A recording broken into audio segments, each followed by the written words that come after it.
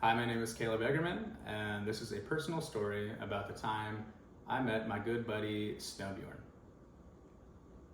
A few years ago, when I decided to pack up my bags and head to Spain for a design course, I was unsure what to expect. I'd be living in a very small town of about 2,000 people called Monda on the southern coast of Spain. It was a place I had never been to before, and a place where, more importantly, I knew nobody. I was a little nervous about going back to school. I hadn't been in classes in a couple of years, and more importantly, I remembered I hadn't had to make a new friend in a very long time. And now I was going to be in this place where I knew nobody, and I would have no choice but to try and do that. Thankfully, as classes progressed a little bit, I ended up meeting some people who I became good friends with and really liked hanging out with. And as we spent more time together and I started going out with them more and going over to people's houses more, I realized that since it was such a small town and the school was very small as well, just about 400, 500 students, you'd see a lot of the same faces around. You might not know them, but you could definitely recognize them. So one night, me and a group of friends are out at this bar in Marbella, which is the coastal town just south of Monda. It was a bar that a lot of the students from the school like to go to.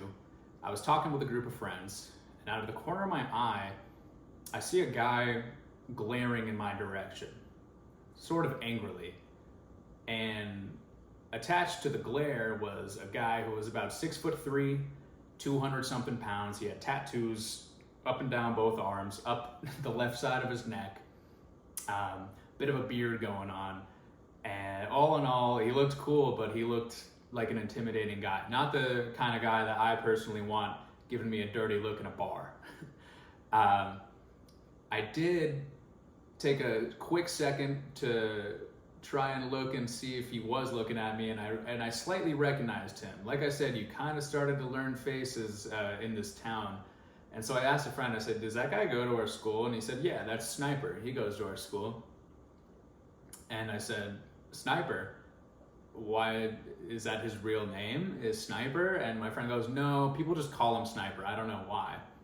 So now in my head, I'm thinking Sniper's some sort of ex-military commando or something like that. And on top of that, he is very large and looks very upset with me for some reason. So I decide the best thing to do at that point is to ignore it and hope Sniper doesn't come over and try to beat me up. Thankfully, he did not try to do that, never ended up trying to do that, and made it through the night. But over the next week or two at school, where I had never noticed Sniper before, I felt like I was seeing him everywhere, and I felt like he was giving me the same dirty look every time I saw him, and I was beginning to get a little worried. I once again had no idea what I could have done to this guy. We had never met before, but just the sheer size of him, I had also learned that he was from Iceland after doing some more digging on him. And when I think of Iceland, that was the first Icelandic guy I ever met was Sniper. I think of Vikings and warriors and a guy who could beat me up if he truly was upset with me. And so at this point, I am getting a little weirded out, a little worried, like, why is this guy always looking at me with such negativity? One night, it was Halloween night, actually. I remember it was a costume party. We were at a friend's house in town. It was a very cool evening. It was very nice. The stars were out. The moon was very bright. And we were all hanging out on the rooftop patio since it was such a nice night out. A lot of these older houses there had stairwells up to the roof, which was really cool. And again, while hanging out on the patio, I see Sniper, this time in a three-piece suit, looking very dapper. I wasn't sure what his costume was. I was hoping it wasn't a hitman or something like that. But he's giving me that look again in between his conversations with friends. I should mention, it's not like he is just constantly, that's all he ever does is stare at me, but I felt like when he wanted me to notice, I would notice. After another hour or so, I finally decide I can't live like this any longer.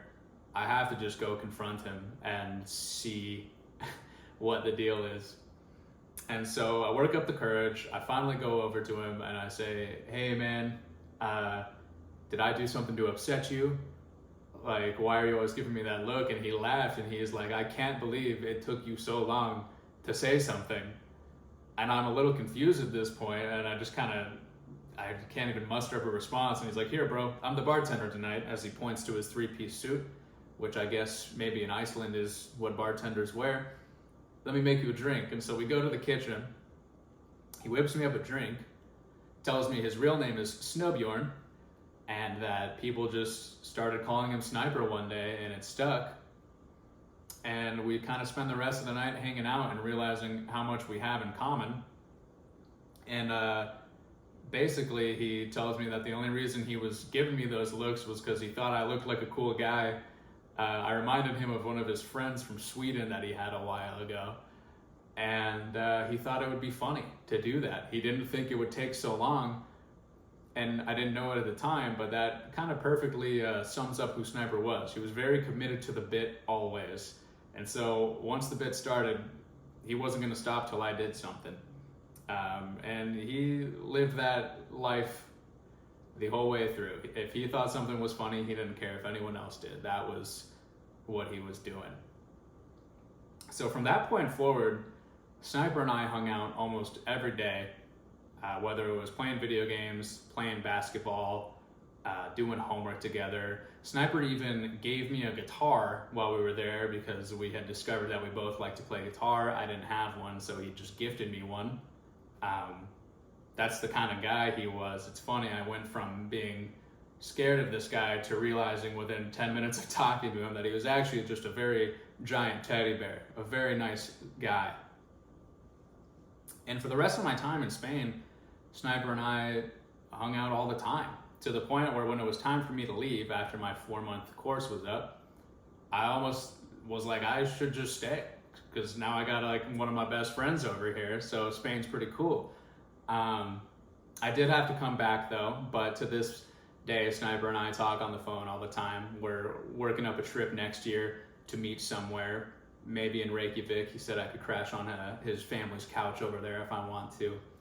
And so I guess the moral of this story would be, for one, don't judge a book by its cover. In my defense, this book was giving me a dirty look and was a bit large and intimidating. And I certainly wouldn't say that you should always approach random, angry-looking, scary guys in bars when they're giving you a dirty look. But if you find you have no other choice, don't fear. You might just make a new best friend.